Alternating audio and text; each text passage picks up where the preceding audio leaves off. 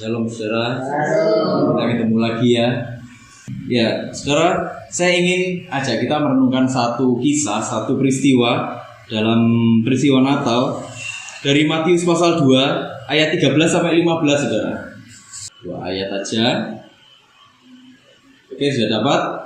Kalau sudah dapat, saya akan bacakan ya untuk kita semuanya. Penyingkiran ke Mesir, judul perikopnya. Setelah orang-orang Majus itu berangkat, nampaklah malaikat Tuhan kepada Yusuf dalam mimpi dan berkata, "Bangunlah, ambillah anak itu serta ibunya, larilah ke Mesir dan tinggallah di sana sampai aku berfirman kepadamu, karena Herodes akan mencari anak itu untuk membunuh dia." Maka Yusuf pun bangunlah, diambilnya anak itu serta ibunya malam itu juga, lalu menyingkir ke Mesir dan tinggal di sana hingga Herodes mati. Hal itu terjadi supaya genaplah yang difirmankan Tuhan oleh Nabi, "Dari Mesir kupanggil anakku." Nah saudara, ini peristiwa setelah orang-orang Majus datang menemui Yesus. Oh ternyata ini raja yang dilahirkan itu. Jadi mereka berangkat dari tempat asalnya itu kira-kira 3 bulan sebelumnya, 2-3 bulan sebelumnya. Jadi mereka tuh tiba-tiba langsung datang waktu Yesus lahir, enggak. Tapi mereka butuh waktu berbulan-bulan. Jadi perjalanannya itu lama. Karena mereka datang enggak cuma bertiga, saudara, ada krunya, ada mereka banyak bawa ini ya, logistik, macam-macam. Dan itu butuh waktu yang panjang, 2-3 bulan. Jadi orang-orang Majus waktu datang menemui Yesus ini umurnya kira-kira 2-3 bulan. Jadi bukan 0 hari, tapi sudah 2-3 bulan. Nah, waktu mereka ngikuti bintang, mereka kan datang ke istananya Herodes. Kita melihat ada bintangnya raja yang lahir. Herodes bilang pura-pura, nanti kalau kamu ketemu sama raja ini, karena dia nggak tahu tempatnya di mana. Kalau kalian ketemu sama raja ini, tolong kasih tahu saya ya, karena saya juga mau datang mau menyembah raja yang baru lahir ini. Mungkin orang-orang Majus berpikir, wah raja ini tulus ya. Akhirnya mereka datanglah setelah ketemu sama Yesus, tapi Tuhan memimpin orang-orang Majus supaya nggak kembali kepada Herodes. Kenapa? Karena Tuhan tahu Herodes punya maksud jahat. Nah, setelah orang-orang Majus pulang, wah dapat emas, kemenyan, dapat mur, itu barang-barang yang nilainya tinggi semua, saudara ya. Yang secara finansial tinggi semua. Nah, apa yang terjadi, saudara? Apa yang terjadi? Setelah pulang, Yusuf, Maria tertidur. Waktu tidur, datanglah mimpi dari Tuhan. Dibilang apa? Kamu pergi ke Mesir karena Herodes ini mau membunuh anak itu, gitu. Bangunlah Yusuf malam itu juga, detik itu juga kaget dia, saudara. Kenapa? Karena yang dihadapi raja. Ini yang dihadapi bukan orang biasa, ya kan? Kalau yang dihadapi orang biasa, dia bisa sembunyi di mana, pindah ke rumah mana. Tapi ini yang dihadapi raja. Dia punya kekuasaan, ya kan? Dia pasti punya intel juga, ya kan? Dia punya senjata. Takut dia. Ancamannya konkret. Bisa-bisa nggak cuma anak yang dibunuh, tapi ini sekeluarga dihabisi juga, ya toh? Takut dia, kaget dia. Bangunkan Maria. Kita harus pergi malam ini juga. Pergilah Yusuf sekeluarga ke Mesir. Perjalanannya sekitar 2-3 hari mungkin. Jadi jaraknya dari Bethlehem ke Mesir itu dekat sekali. Ya, pergilah mereka ke sana. Kenapa? Karena ini tempat yang cocok, saudara.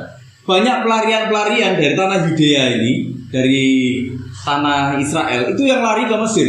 Kalau mereka jadi pelarian politik, contohnya itu Yerobeam waktu dulu berselisih dengan Salomo, dia larinya ke Mesir juga. Nah, di Mesir itu banyak komunitas orang-orang Yahudi, banyak sinagog. Jadi itu sebenarnya satu tempat yang ideal. Bayangkan, ini menghadapi situasi yang sebenarnya tuh rumit ya, mengancam situasinya juga menegangkan, tapi Tuhan kasih satu tempat yang itu ideal buat kamu tumbuh di sana, nunggu di sana. Kenapa? Karena kamu nggak sendirian di sana. Nanti ada banyak orang Yahudi di sana, ada banyak sinagog juga di sana. Jadi kamu bisa hidup dengan baik di sana sampai Herodes mati. Nah itu ya. Jadi bagaimana bahkan Tuhan dalam kondisi yang menurut kita nggak ideal pun, Tuhan tuh bahkan mempersiapkan segala sesuatu. Ya, Herodes ini raja yang ini, saudara, paranoid dia ini. Dia ini curigaan, raja yang sangat insecure dia, penuh dengan ketakutan. Kenapa? Dia bahkan rela membunuh istrinya dan anak-anaknya. Kenapa? Karena dia ketakutan. Ketakutan apa? Nanti ada yang menggantikan dia sebagai raja.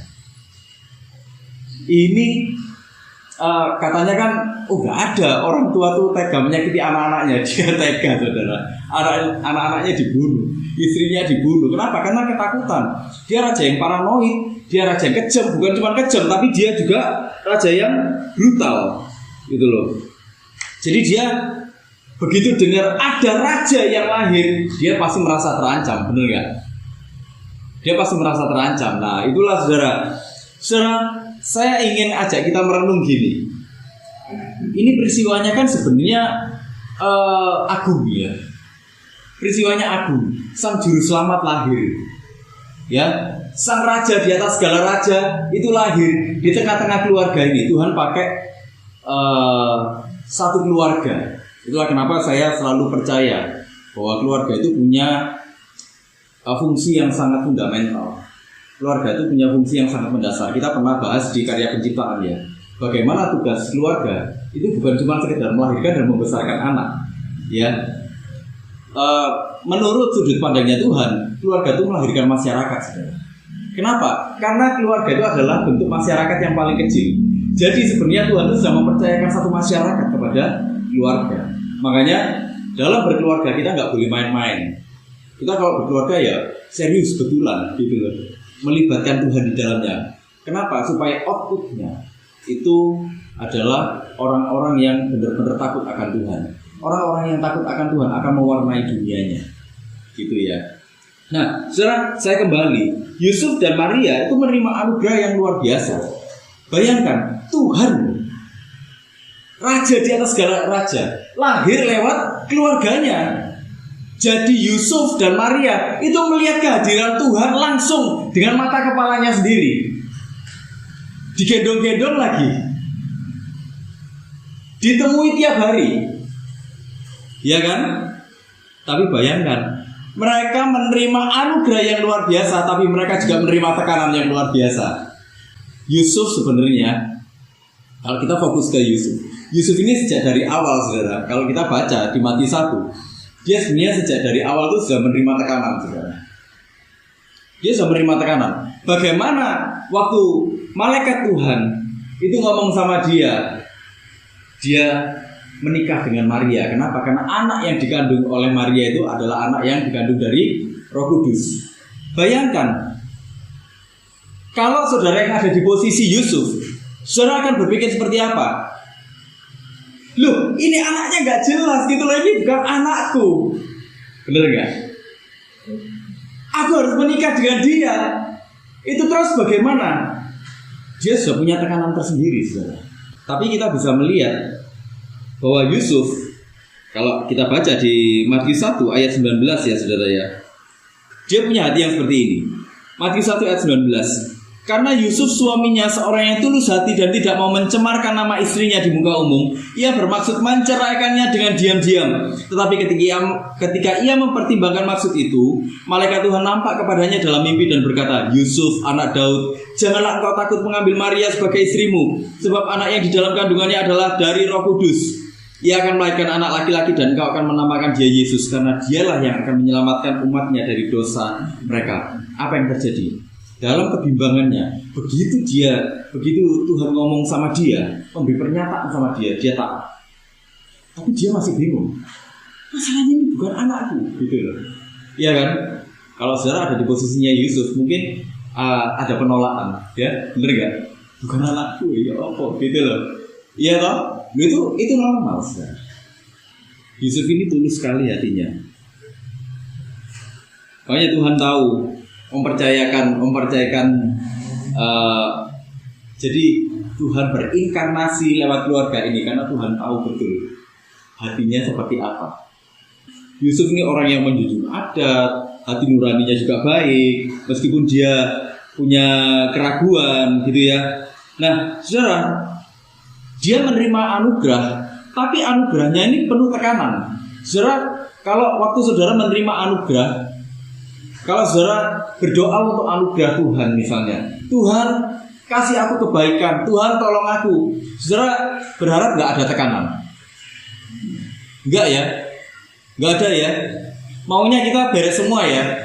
Waktu kita berdoa, Tuhan, aku berdoa, Tuhan ini aku ada pergumulan Tuhan. Tuhan aku ada pergumulan, Tuhan tolong ya Tuhan ya. Saudara pasti berharap mujizat terjadi, terus habis itu langsung selesai semua, benar nggak? Saudara berharap nggak ada masalah tambahan? Enggak ya? Tapi yang terjadi apa saudara? Yang sering terjadi apa? Masalahnya nambah apa berkurang saudara? Nambah ya. Kalau nambah, saudara masih bersyukur nggak sama Tuhan? Kenapa kok bersyukur? Ayo. Kenapa? Lihat. Kenapa kok bersyukur dikasih cobaan? Kenapa? Karena kita mampu. Oke. Terus ada lagi? Ada lagi kira-kira? Kenapa kok tetap bersyukur? Ada rencana yang bagus, semakin dekat dengan Tuhan. Oke. Saudara, gini. Kan kalau kita lihat Yusuf ya, ancamannya itu konkret kan. Ini bukan ancaman yang abal-abal. Karena yang dihadapi raja, ya, seperti yang saya bahas tadi. Ancamannya itu raja, artinya apa? Detik itu juga dia harus memutuskan pergi atau enggak. Pindah-pindah itu susah enggak, saudara? Saya dulu waktu pindahan rumah itu, aduh kesel semua, saudara. Belum lagi nanti toto-toto waktu di sana. Ya, masuk-masukkan ke dus itu saya sudah dalam hati saya itu, aduh, kuasal. Begitu di sana keluarkan dari dus noto-noto itu saya kesel lagi, saudara. Saya bisa bayangkan bagaimana Yusuf waktu itu. Apalagi detik itu juga dia harus pergi. Bukan cuma pergi, saudara. Saudara kalau lihat di sini, ini kelihatannya tenang semua ya. Kalau di Alkitab, saudara kalau membayangkan situasi psikologisnya Yusuf dan Maria waktu itu nggak setenang ini, saudara. Saudara pernah nggak dapat ancaman pembunuhan? Nggak pernah ya. Saudara pernah nggak dapat ancaman mau dicelakai orang? Nggak pernah. Ada nggak overthinking misalnya, berprasangka nanti jangan-jangan aku celaka gitu? Pernah nggak? Sering ya. Stres nggak saudara? Oh stres. Apalagi ini konkret saudara. Ancamannya dia konkret. Ini nggak main-main. Stresnya gimana saudara coba? Stres sekali ya. Itulah yang terjadi malam hari itu. Maria, ayo kita harus pergi sekarang juga. Bawa anakmu, bawa semuanya yang seperlunya. Bawa naik keledai. Kelunuk. Kenapa? Karena ini bayi nggak bisa dibawa ngebut, saudara. Ya kan? Lu bawa bayi itu repot nggak, saudara? Repot. Nanti kalau nangis, ya kan? Belum lagi nanti kalau di jalan, kalau rewel di jalan, digigit nyamuk dia rewel, ya kan? Bayangkan repotnya waktu itu sudah dikejar rencana pembunuhan, sudah gitu anaknya rewel, sudah gitu bawa barang-barang yang macam-macam, bawa bayi itu nggak gampang, saudara. Perintilannya banyak. Nah itulah, saudara, anugerah dan tekanan waktu itu berjalan beriringan. Itulah yang nggak dimaui banyak orang. Banyak orang maunya cuma anugerah tanpa ada tekanan. Masalahnya ini adalah dunia yang tidak sempurna. Dan Tuhan, Raja segala raja itu datangnya ke dunia yang tidak sempurna. Tuhan kita ini kan bukan kayak Tuhan yang dibayangkan banyak orang. Tuhan kita ini Tuhan yang justru datang di dunia yang tidak sempurna, yang penuh dosa, yang penuh orang yang berbuat jahat. Ada nggak Tuhan yang pernah datang ke dunia seperti yang Tuhan lakukan seperti ini, saudara? Berinkarnasi. Dia mengambil rupa seorang hamba. Kalau kita bayangkan konsep mengosongkan diri, itu artinya tidak menganggap semua yang seharusnya menjadi haknya.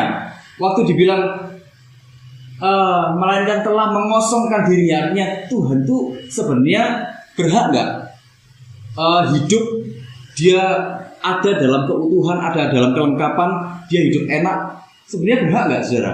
Dia pemilik segala sesuatu di alam semesta ini, sebenarnya berhak nggak? Berhak. Tapi dia mengesampingkan semuanya itu. Jadi semuanya itu disingkirkan sama Tuhan. Jadi konsepnya mengosongkan diri itu seperti itu. Disingkirkan semuanya, aku datang. Datangnya di mana? Keluarga yang kaya raya atau sederhana ini saudara? Sederhana. Bahkan boleh dibilang sebenarnya Yusuf dan Maria ini keluarga yang miskin saudara. Tuhan memilih datang dalam keluarga yang seperti itu, merasakan semua penderitaan kita. Saudara pernah merasakan gak punya uang? Pernah. Yesus pernah juga. Pernah merasakan diremehkan orang? Yesus pernah merasakan semua. Ya, mungkin kalau Yesus lahir di istana gak ada yang berani melempari batu atau merencanakan pembunuhan terhadap Tuhan. Gak ada yang berani mungkin, ya kan? Tapi dia lahir dalam keluarga yang boleh dibilang itu keluarga miskin. Hidupnya penuh tekanan, iya. Yusuf itu mati muda, saudara. Jadi Yesus gak sampai umur 30 bahkan.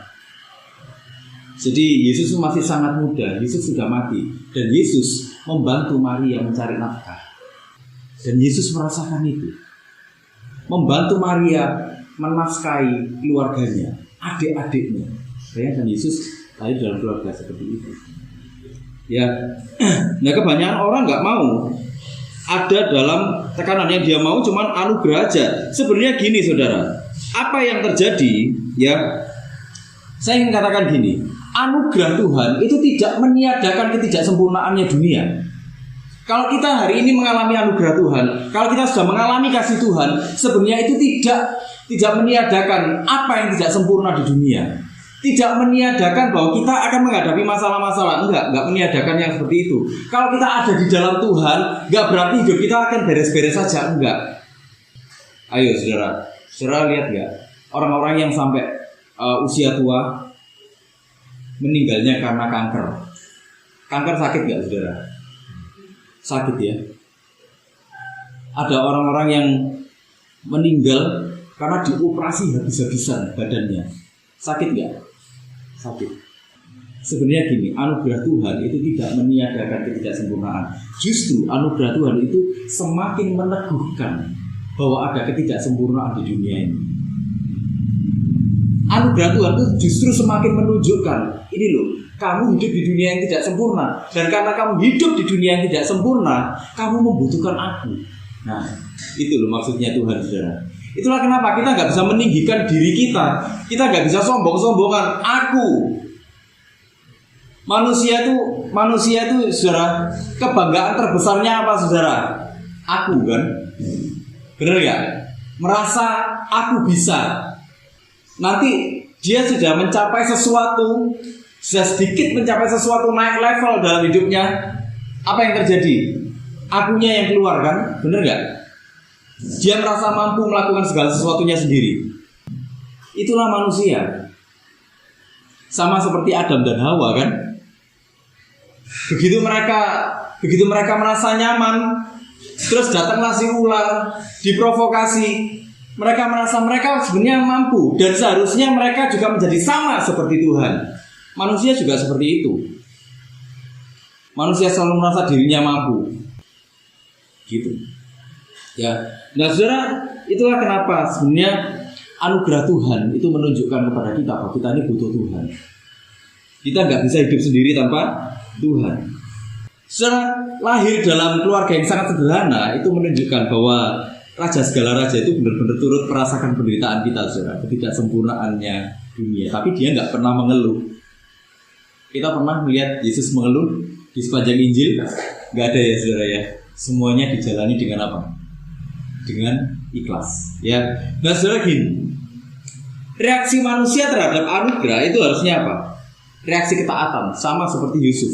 Yusuf begitu Tuhan ngomong sesuatu sama dia, hatinya selalu terbuka, langsung dilakukan. Yusuf nggak pernah tawar-menawar di sini. Saudara coba perhatikan, dari pasal 1 sampai pasal 2, Yusuf ini kisahnya sedikit sekali di Alkitab. Tapi saudara akan nanti Kalau mungkin suatu saat kita bisa preteli satu-satu ya saudara ya kehidupannya Yusuf ini, kita akan ketemu bahwa sebenarnya dia adalah tokoh yang bisa diteladani, sangat bisa diteladani, sekalipun kisahnya sedikit sekali di Alkitab. Ketaatannya, imannya, penyerahan totalnya kepada Tuhan itu sangat bisa diteladani. Saudara, artinya apa? Waktu dia bilang menyerah total, dia percaya bahwa Allah turut bekerja di dalam segala sesuatu. Waktu dia menghadapi ancaman pembunuhan, imannya berkata bahwa Tuhan pun turut bekerja dalam segala sesuatu.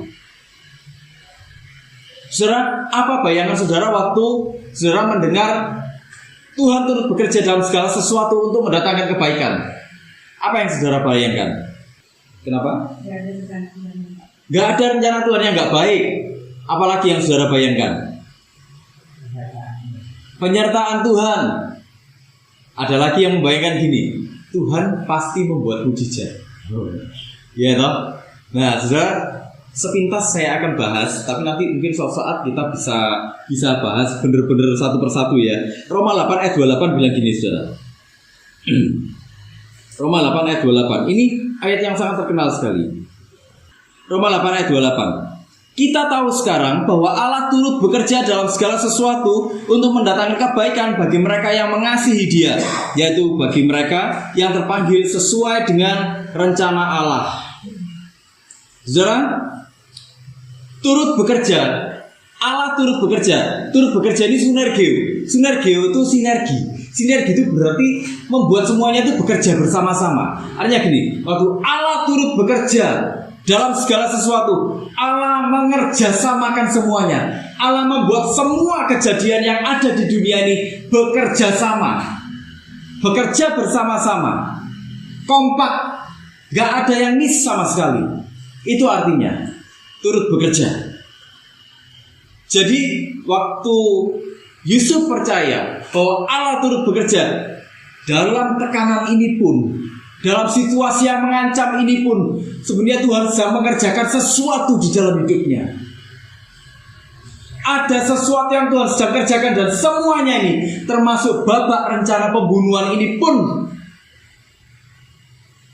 diizinkan sama Tuhan untuk mengerjakan sesuatu bersama-sama supaya kemuliaan Tuhan dinyatakan. Gitu saudara. Ya, kemudian apa? Dibilang turut bekerja dalam segala sesuatu untuk mendatangkan kebaikan. Kebaikan itu agathos. Agathos itu apa? Agathos itu baik sebagaimana aslinya. Jadi waktu Tuhan bilang untuk mendatangkan kebaikan, supaya apa? Supaya kebaikanmu, kamu diciptakan baik kan? Saudara, waktu Tuhan menciptakan manusia, Tuhan bilang apa? Di akhir Tuhan melihat bahwa segala sesuatu itu sungguh amat baik. Bener gak? Ada gak Tuhan bilang gini, gak baik, jelek, kurang pun? Ada gak Tuhan bilang kayak gitu? Enggak kan? Tuhan bilang sungguh amat baik. Waktu Tuhan menciptakan dari hari ke hari selalu ditutup dengan maka Tuhan melihat bahwa semuanya itu baik adanya. Kemudian di hari ke-6 waktu Tuhan menutup karya penciptaan, Tuhan bilang gini, maka Tuhan melihat bahwa semuanya itu sungguh amat baik. Nah saudara, waktu dibilang untuk mendatangkan kebaikan, kebaikan yang Tuhan ciptakan di dalam hidup kita itu seharusnya muncul. Dan itulah waktu Tuhan mengerjakan segala sesuatunya bersama-sama. Tujuannya apa? Untuk mendatangkan kebaikan. Artinya apa? Kebaikan yang asli itu loh, yang gak dibuat-buat, yang gak munafik itu loh, supaya itu keluar. Supaya apa? Kata agathosnya mengandung unsur bukan cuma baik sebagaimana aslinya, tapi supaya engkau jadi berguna, supaya engkau jadi menyenangkan. Jadi saudara, kalau kita perhatikan waktu manusia diciptakan, manusia itu diciptakan untuk apa? Untuk kesenangannya Tuhan kan. Waktu kita renungkan di karya penciptaan, manusia diciptakan tuh untuk dipeluk sama Tuhan, untuk menyenangkan hatinya Tuhan. Jadi bukan untuk menyenangkan dirinya sendiri, atau bukan untuk menyenangkan yang lain, tapi untuk jadi miliknya Tuhan sendiri, untuk dipeluk sama Tuhan sendiri, untuk menyenangkan Tuhan. Dan untuk itulah waktu Tuhan turut bekerja dalam segala sesuatu untuk mendatangkan kebaikan, supaya kebaikan aslimu yang waktu itu diciptakan sama Tuhan itu keluar. Gitu loh. Yaitu bagi mereka yang terpanggil sesuai dengan rencana Allah. Rencana Allah itu gini, protesis itu tujuan. Rencana Allah itu tujuan itu gini saudara. Kata ini uniknya gini. Ini ada unsur penyajian. Loh, kok bisa? Terpanggil sesuai rencana Allah kok malah disajikan, itu gimana loh? Memangnya kita ini masakan. Nah, tapi gini, kalau kita perhatikan dalam bahasa aslinya itu lagi bilang gini. Rencana Allah itu mengandung unsur ada roti ya yang lagi disajikan. Lagi disajikan untuk apa? Lagi disajikan untuk Sabat, dan itu diletakkan di ruang kudus. Gitu loh saudara. Itu diletakkan di hadapan Tuhan. Jadi rotinya ini 12 roti itu menggambarkan 12 suku Israel ditaruh di hadapan Tuhan. Gitu loh. Nah, kita tuh sebenarnya gitu. Maksud Tuhan dengan rencana di dalam hidup kita tuh gini. Terpanggil sesuai dengan rencananya. Artinya kamu tuh seharusnya ada di hadapan Tuhan, bukan di hadapannya yang lain. Itu loh maksudnya. Jadi itulah kenapa engkau mengalami anugerah. Bukan untuk senang-senangmu sendiri, tapi untuk menyenangkan Tuhan. Kenapa? Karena waktu hidupmu menyenangkan Tuhan, kau akan mengalami kebahagiaan. Apapun kondisimu, apapun yang kau hadapi, apapun sesuatu yang tidak ideal yang kau hadapi, kau akan mengalami kebahagiaan. Apapun yang kita pergumulkan hari ini, kita tetap akan bisa menikmati hidup. Kita akan tetap bisa menikmati kebahagiaan. Gitu loh. Jadi kebahagiaan itu kita nggak cari kemana-mana. Kenapa? Karena kebahagiaan itu sebenarnya sudah ada di dalam hidup kita. Gitu loh saudara. Kenapa? Waktu Tuhan bilang soal ranting dan carang, ya, pokok anggur dan ranting-rantingnya, ya, kamu tidak bisa hidup kalau lepas dari pokoknya. Bener nggak saudara? Artinya apa? Kalau kita mau menikmati segala sesuatu di dalam Tuhan, harus melekat kepada Tuhan, harus menyatu dengan Tuhan. Gitu loh. Harus menyatu dengan Tuhan. Waktu kita menyatu dengan Tuhan, saudara, ranting itu ada nggak yang nggak pernah kena angin, saudara? Ayo, saya mau tanya.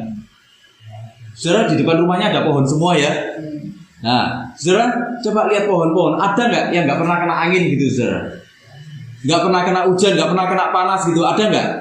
Nggak ada ya, diumbar ya, saudara. Umbaran ya. Kalau hujan terus kena, ya kan? Kena. Kalau waktu panas, ini Surabaya lagi panas-panasnya lagi nih, mulai balik ke settingan pabrik. Panas ya. Nah, ranting-rantingnya kena panas nggak, saudara? Panas ya. Panas. Kalau anginnya kencang kena panas, kena angin nggak dia? Kena ya. Tapi hidup nggak? Tetap hidup ya, saudara. Kenapa? Karena dia menyatu dengan pohonnya. Coba saudara potong rantingnya, del gitu. Saudara taruh di sebelah pohonnya aja. Di sebelah pohonnya, jangan ditaruh di tempat-tempat lain, saudara. Di sebelahnya pohonnya aja. Bisa hidup nggak kira-kira meskipun di sebelahnya? Kering ya. Tunggu aja 2-3 hari, susah mengering dia, mati. Sama dengan manusia seperti itu. Itulah yang Tuhan maksudkan sebenarnya dengan anugerah Tuhan. Anugerah Tuhan, tekanan Tuhan itu bekerja bersama-sama. Kenapa? Supaya kita melihat kita ini membutuhkan Tuhan. Kebanyakan orang cari Tuhan untuk apa, saudara? Supaya mujizat terjadi dalam hidupnya, benar gak? Supaya jalan keluar terjadi dalam hidupnya, supaya terobosan terjadi dalam hidupnya, benar gak? Iya toh?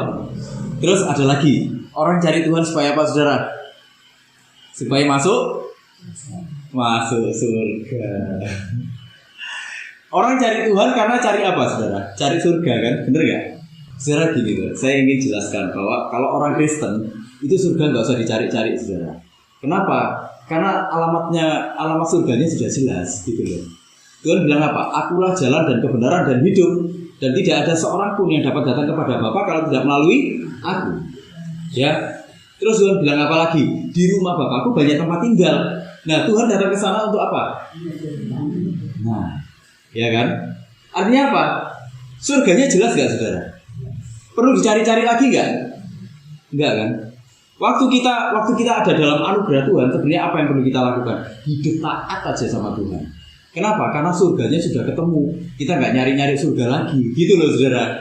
Jadi waktu kita hidup di dalam anugerah Tuhan, Natal itu sebenarnya ingin menunjukkan engkau butuh anugerah. Dan kalau engkau sudah dapat anugerah, hiduplah di dalam anugerah, sama seperti Yusuf. Nah itu loh saudara. Saudara, jadi di sini bisa memahami ya saudara ya. Sama seperti Yusuf yang hidup di dalam anugerah, sekalipun ada dalam tantangan, dia tetap taat. Aku pun mau engkau seperti itu. Jadi Tuhan itu seperti ingin ngomong gitu sama kita semua. Gitu loh. Soal yang lain-lainnya, aku yang memberi kekuatan, aku yang memimpin hidupmu. Kadang-kadang orang nggak dikasih jalan keluar pun dia tetap kuat kok. Saudara, kita kapan hari renungkan ya Mazmur 88, saudara. Mazmur 88 itu mazmurnya gelap sekali di Alkitab. Gak ada jalan keluarnya. Ya, gak ada sama sekali jalan keluarnya. Tapi pemazmurnya tetap percaya sama Tuhan. Nah ini satu fakta loh. Satu fakta bahwa gak semua pergumulan itu melemahkan imannya orang. Ada pergumulan-pergumulan yang bahkan gak ada jawabannya pun itu justru membuat imannya orang bertumbuh. Nah itu loh saudara. Ya, artinya apa saudara? Sebenarnya saya ingin katakan gini. Hiduplah di dalam anugerah Tuhan. Hidup dalam anugerah Tuhan itu apa? Hidup dalam kesadaran Tuhan, engkau ada di dalam hidupku, engkau lahir di dalam hidupku, dan aku mau selamanya mengiring engkau seperti Yusuf. Taat aja apa kata firman Tuhan. Hidup ini memang gak mudah, ya. Dunia ini memang gak sempurna, tapi Allah kita ini sempurna. Ya, Allah kita ini sempurna dan penyertaannya juga sempurna. Jadi, saudara, karena Allah kita sempurna, penyertaannya sempurna, rencananya juga sempurna, dan dia akan memastikan rencananya atas kita terjadi sempurna. Itulah kenapa saudara, jangan pernah khawatir, jangan pernah takut, teruslah hidup di dalam anugerah Tuhan. Amin saudara. Yuk sama-sama kita berdoa yuk.